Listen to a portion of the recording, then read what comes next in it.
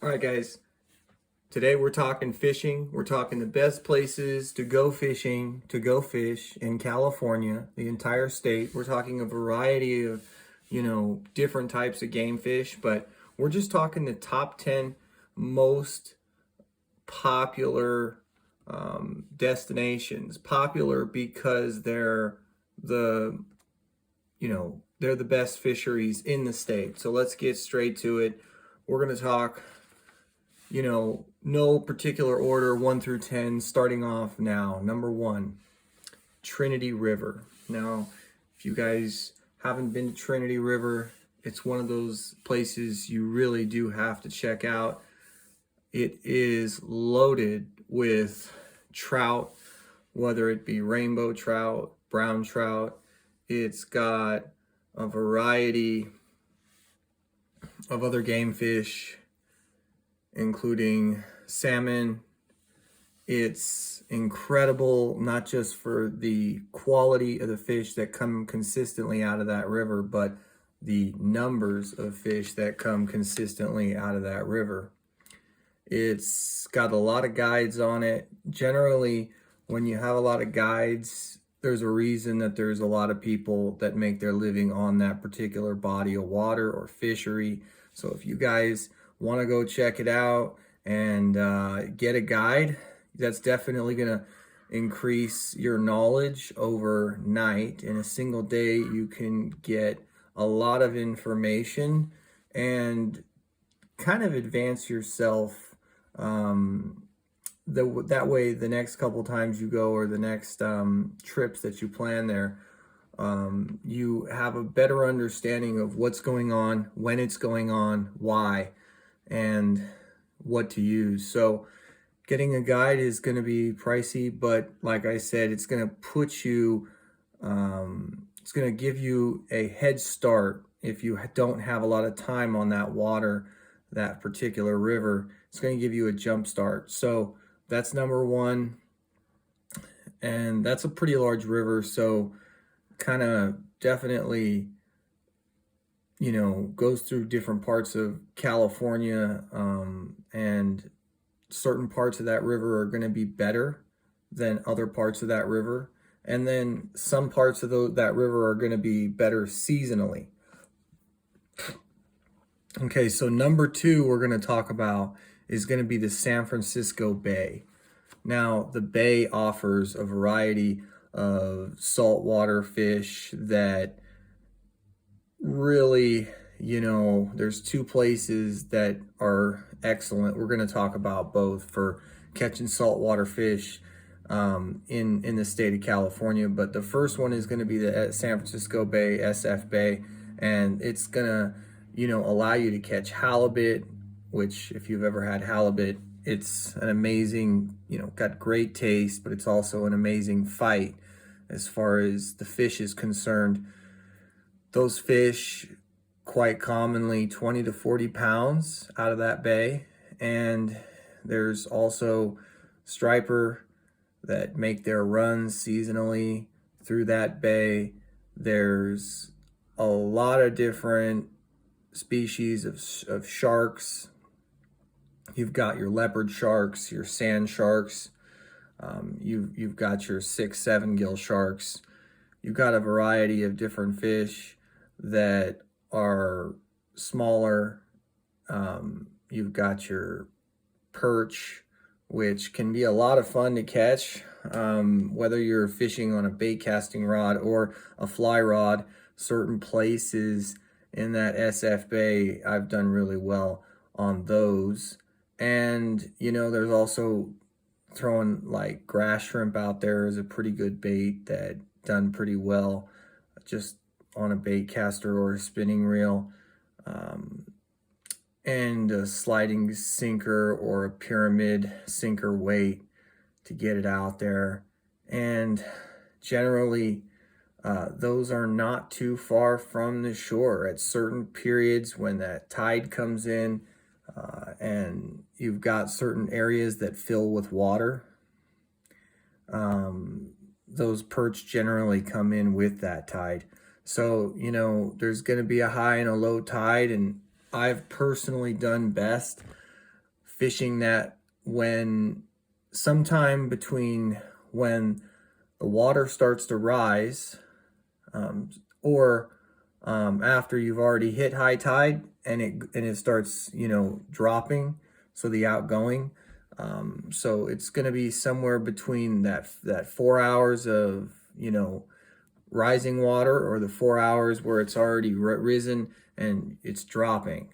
And that seems to be the best period. And you never know, whether it's going to be that rise, or when it drops from already risen. You never know which one of those periods is going to be good. So I generally would go for that 8-hour stretch. And if the first 4 hours was really productive, I had the option of leaving.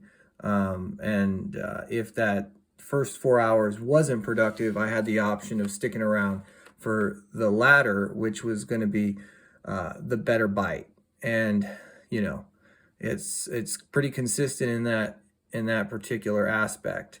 There's also a lot of stingray. Not that anybody loves catching stingray, but they've got a lot of stingray out there, a lot of big stingray, a lot of fish that you're going to hook into where you're going to end up cutting the line, or you're going to end up losing your rod. Definitely one of those particular locations where, if you want to go bank fishing, remember that the bank is dangerous. There's a lot of, rocks, obviously. There's rebarb from the Golden Gate Bridge that collapsed in the earthquake of the late 80s. And, it's just a lot of stuff. We can call it riprap, we can call it whatever we want, but it's a lot of dangerous shoreline. So be careful.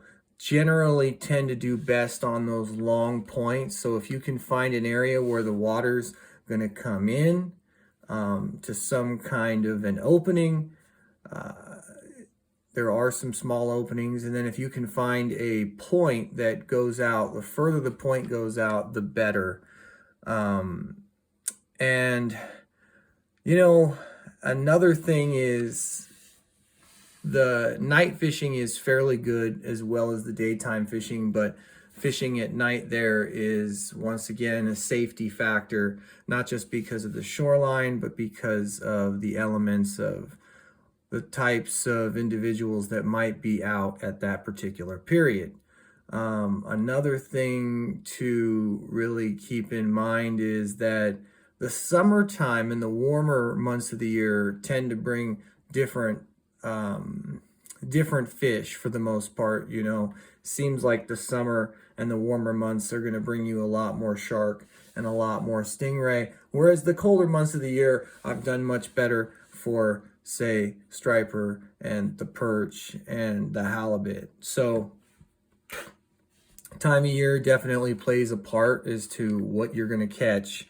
Types of bait, that I've done really well with out at that particular area are going to be everything from squid to giant prawns to cut up, just cut bait, as far as different types of fish that's been cut up, or different types of meat that's been cut up. Sometimes guts of different animals does fairly well. Sometimes grass shrimp and large bucktails and large castmasters. So we've talked about that. It's a large area, a lot of places in that SF Bay. So get out there if you haven't, got to really experience it to the fullest. When it's on, it's a lot of fun, and you catch really big fish out there. So get out there and get on that bite if you haven't. Now, next we're going to talk about another saltwater fishery in the state of California. These two rival each other, different reasons why, but the San Diego Bay. And the San Diego Bay is going to have, a lot of the same fish we talked about. It does have the halibut. It does have, calico bass, which, a lot of calico. It does have a lot of stingray as well, and different species of sharks. It's also got some occasional bluefins, which is kind of a little bit different because it seems like they'll show up and then disappear depending on the year that you're out there fishing. Definitely got a lot of perch out there, got a lot of rockfish, rock bass, but great fishery for, a variety of species, and once again, productive on the shore as well as offshore. It's definitely something that if you guys are in the area or gonna, make a trip down that way, it's definitely worth potentially checking it out on a day trip or booking a trip with a guide. There are a lot of boats out there, a lot of charters, and those are fairly cheap, considering what you're getting.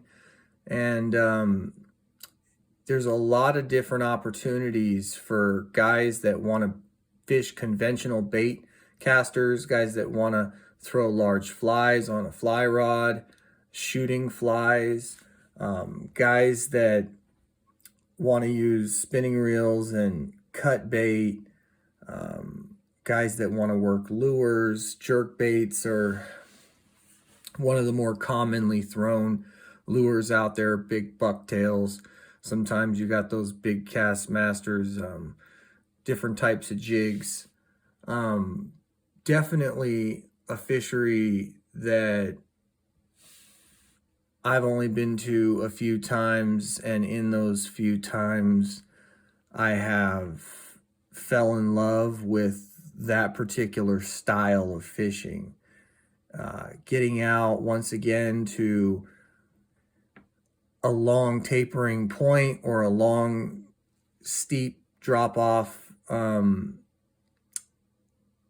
Points are absolute musts. Fishing off of docks or piers, is in a lot of areas not allowed, but if you can get away with it, and there's a couple that are, that are accessible and it's legal to do so, you're going to have a very large advantage of getting to more fish, having more opportunity, and increasing your chance of catching fish on those objects that allow you to cast out a bit further.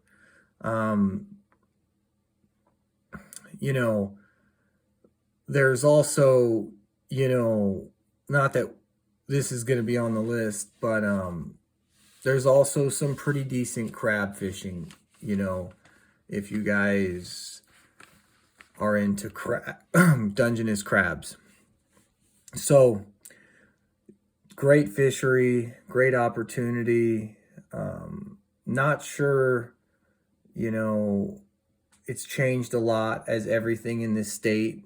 Like, you're going to talk to people and they're going to talk about, well, when I was younger, when I was a kid, the state's changed very fast.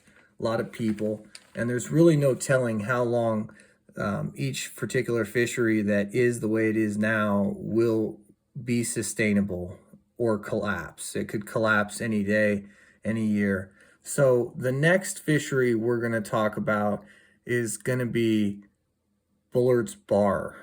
And Bullard's Bar is kind of well known for bass fishermen, but not as well known for other fishermen, but very, very great as far as the body of water. It's a great body of water. It's very deep. It's pretty large, and incredibly, the majority of it is deep. So almost that entire lake is deeper water, and a lot of kokanee, a lot of rainbow trout, a lot of bass, mostly spotted bass, the occasional smallmouth bass. You've got a lot of kokanee in there, good sized kokanee, as well as numbers. You've got a lot of trout in there. It's a great place for anglers to go, and whether you like to fish from the bank, whether you like to fish from a kayak, a tube, a boat, a houseboat, a lot of opportunity there. Now, the campsites and the areas that you camp are going to be where most people that bank fish are going to have opportunity. The rest of the lake is extremely steep and doesn't have very many locations for you. So I would recommend, if you're going to be in a flow tube or a kayak or on the bank, you're going to stay near those camp areas, the areas that the campsites are located around the lake. If you guys are in boats, it's a different story. There's a lot of houseboats on the lake, so keep in mind, if you're out there, you're gonna have a large fleet scattered around the lake of houseboats for people that go out there just to more so, kind of enjoy that lifestyle of living on the boat for a week or two. It's going to have a lot of deep water fishing. As we talked about, that lake is really deep in general. So a lot of the time, say if you're a bass fisherman or a trout fisherman, you're going to start fishing around that 40, 50 foot depth. And you might, commonly fish from there to that 100-foot depth for a variety of game fish. It's really overlooked, I think, partially because there's a lot of activity on that lake, and partially because the capacity of that lake seems to get really kind of maxed out. Like, there's a lot of people and they get to the point where their campgrounds are full and the lake's pretty much full. Now, as far as everybody else who, wants to go out to a lake that is going to be a lot less people, a lot less boats on the water, things of that nature, definitely Lake Tahoe is one of our best fisheries. Doesn't have the amount of pressure that a lot of other lakes that we're talking about have.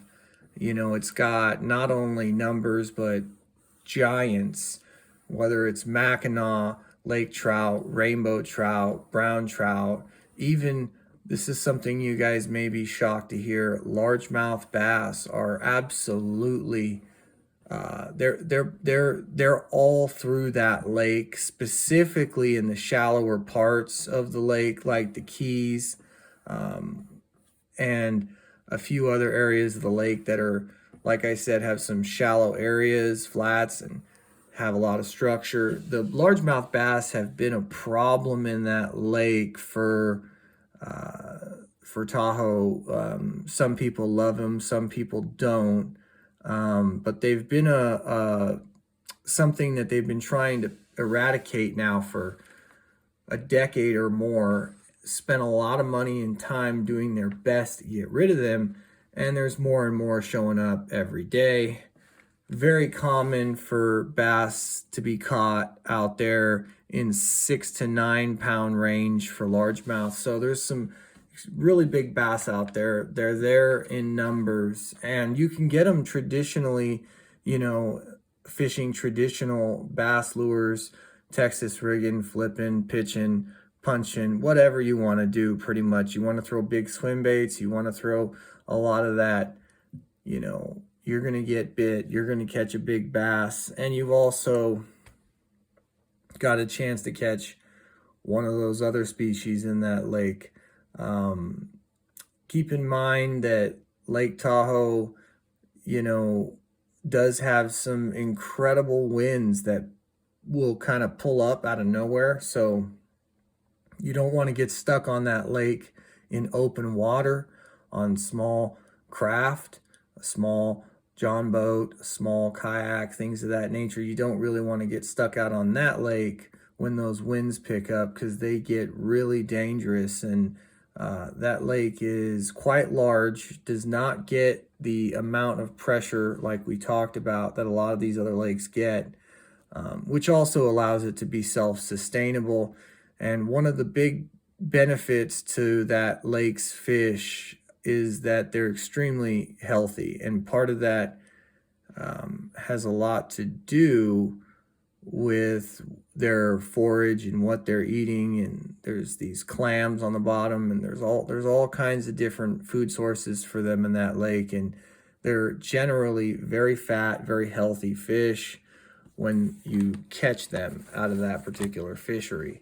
So the next place we're going to talk about is going to be Shasta. Now, Lake Shasta is a very large lake, one of the biggest in the state. It's very deep. It's very popular for bass tournaments, bass fishermen. It's loaded with spotted bass. It's got the occasional largemouth bass here and there. It's got brown trout, German browns. It's got rainbow trout. It's got large crappie, an abundance of crappie, bluegill, different other types of panfish, and it's got lots of crawfish if you're into catching crawfish or you like fishing crawfish. It's one of those lakes where it's a very productive method to, catch some crawfish, use them as bait, or eat the crawfish themselves. Generally, the tail is the best part. If you're gonna, fish parts of the crawfish, the tail, peel the shell or crack the shell off and throw that part out for catfish. Very effective. Throw that particular crawfish out whole, alive, and you can catch a variety of different game fish. But once again, this is going to be one of those fisheries that's generally got a lot of people on jet skis, speedboats, jets, just water skis. They're going to be everywhere and anywhere.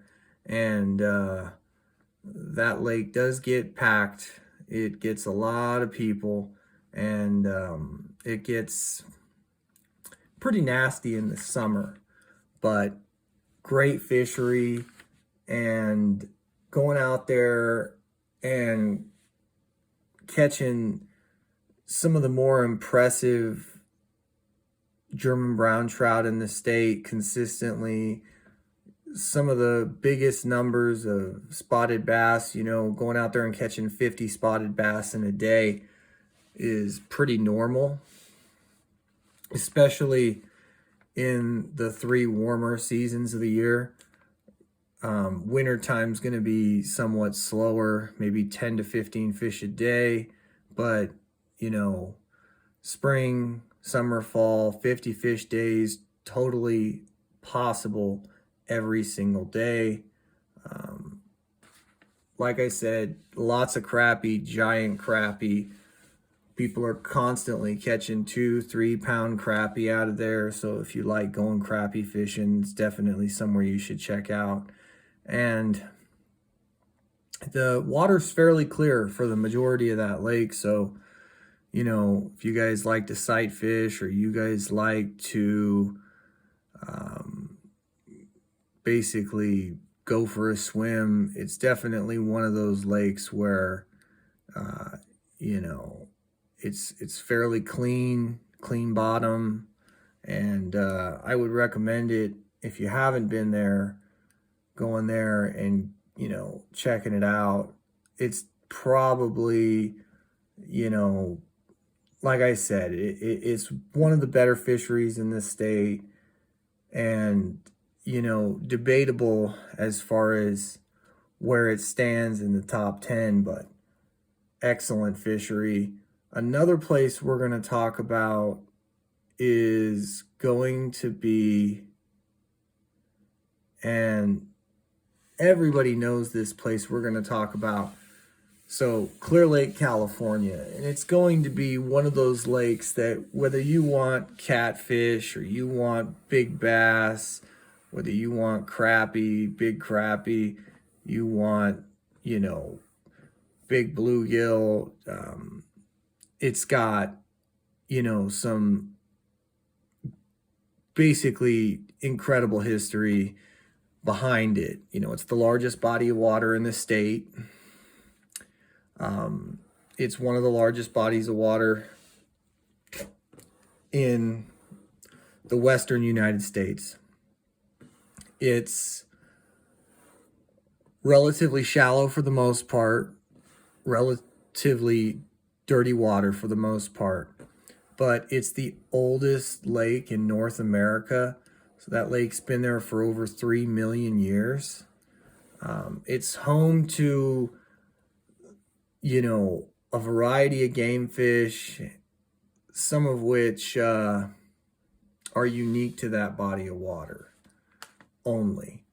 And I will say that, you know, it's hyped up. Everybody knows about it. Everybody talks about it, especially for bass fishing, and for good reason.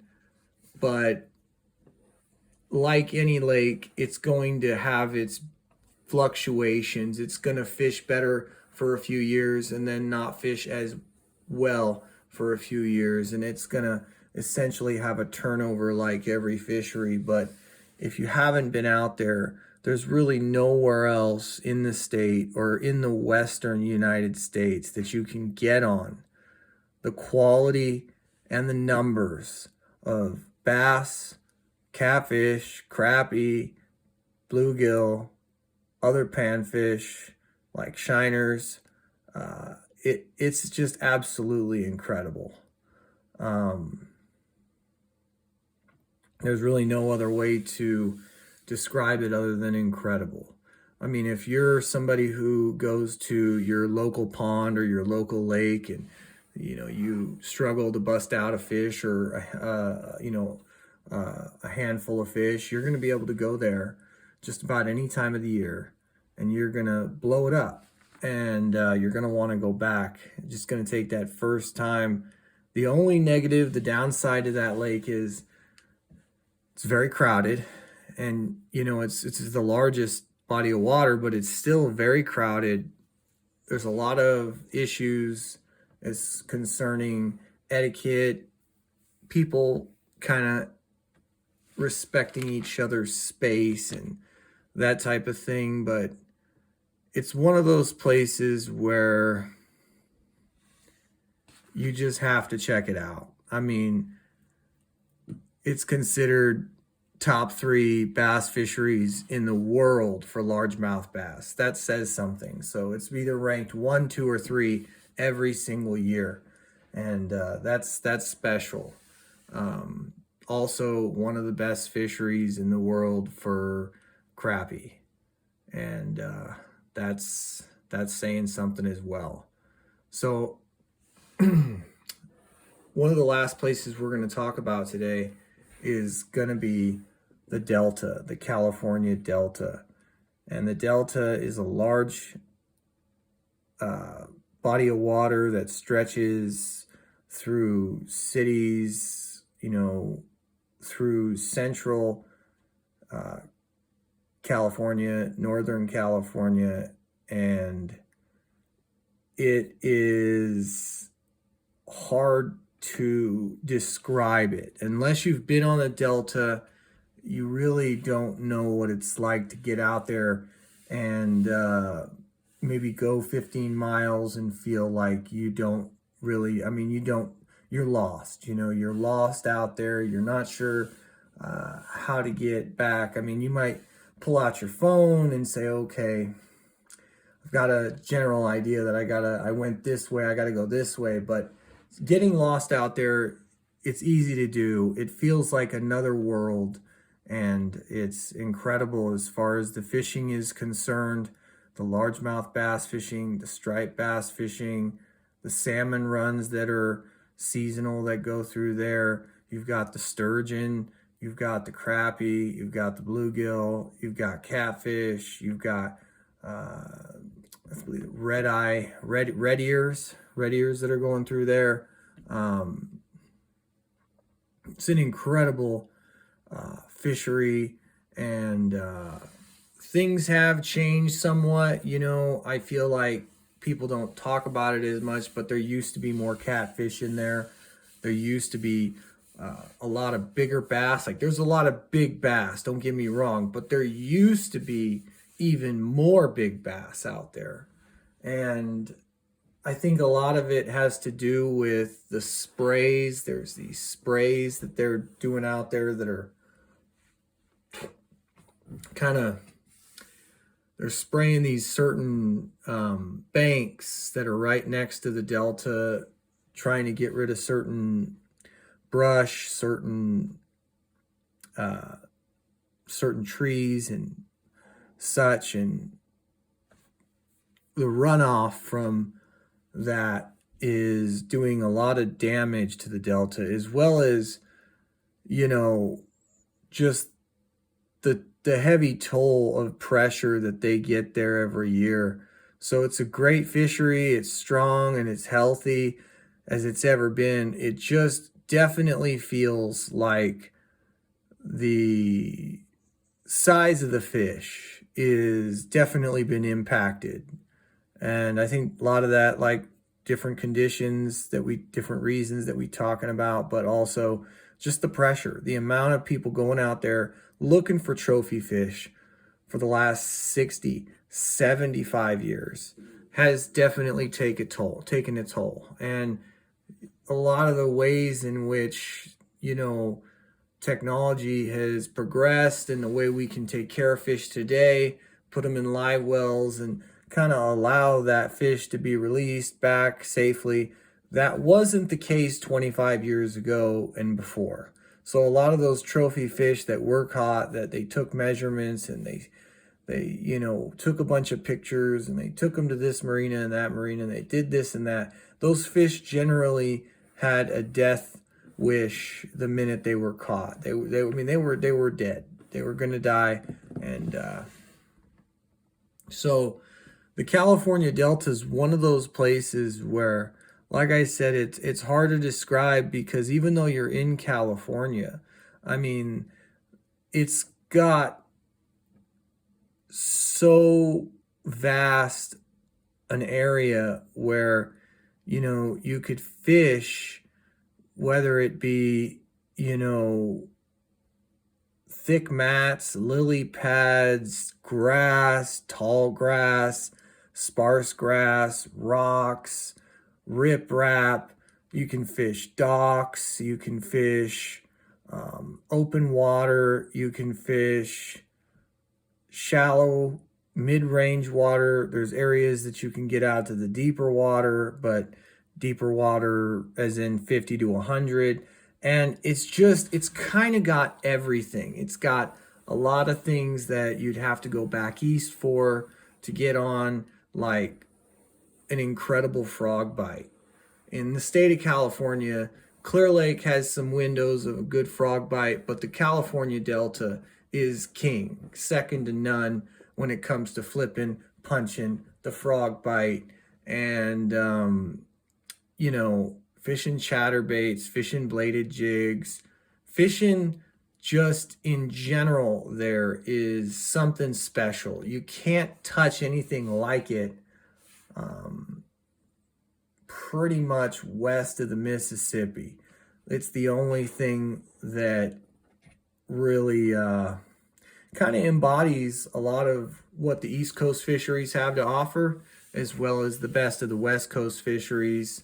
It allows you to fish everything from let's go slow with a drop shot or a Carolina rig, or let's go fast with moving baits like jerk baits and crank baits, and let's go big with swim baits. It doesn't matter what you want to do on the Delta. It's wide open. There's a place, a time, and there's certain areas for each style, and that's what makes it so incredible. Not to mention, every time you think, oh, well, we just fished this stretch, so, there's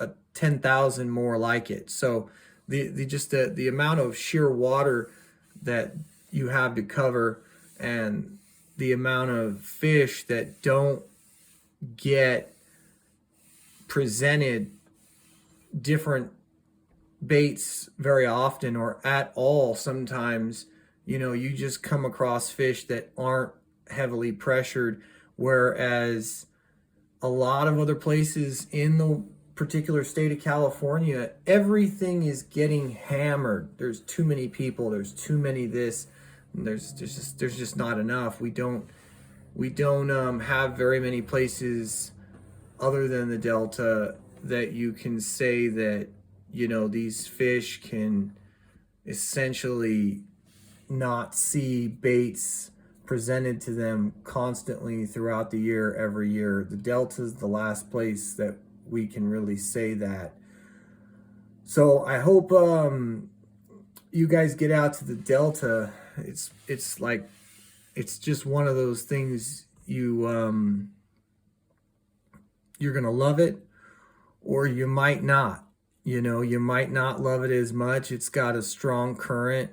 It's a different style of fishing in some regards because of the way it sets up. It's got a high tide and a low tide, kind of like the bays we were talking about. So in that regard, it's a little different than fishing your general rivers or your lakes that have fish. It's going to have moments that are going to be good and moments that are going to be bad. If you're used to fishing the tide, the incoming and the outgoing are great, but low tide is not good. So if you guys go out there on the low tide and you're fishing, it doesn't really matter what you do, you're going to struggle.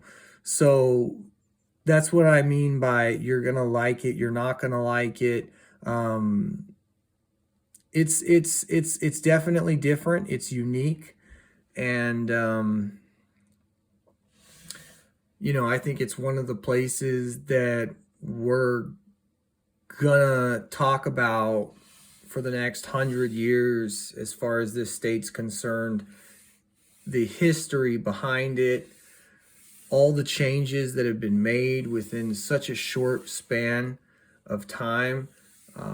The Delta used to be the kind of place that you could go, you could pull over anywhere on the side of the road, and you could take your rod or take your traps or take whatever, your rifle, and you could have some fun. You could hunt, fish, whatnot, trap. Nowadays, the regulations, the fence lines, the no fishing, the no trespassing signs, all the different things, these factors have made the Delta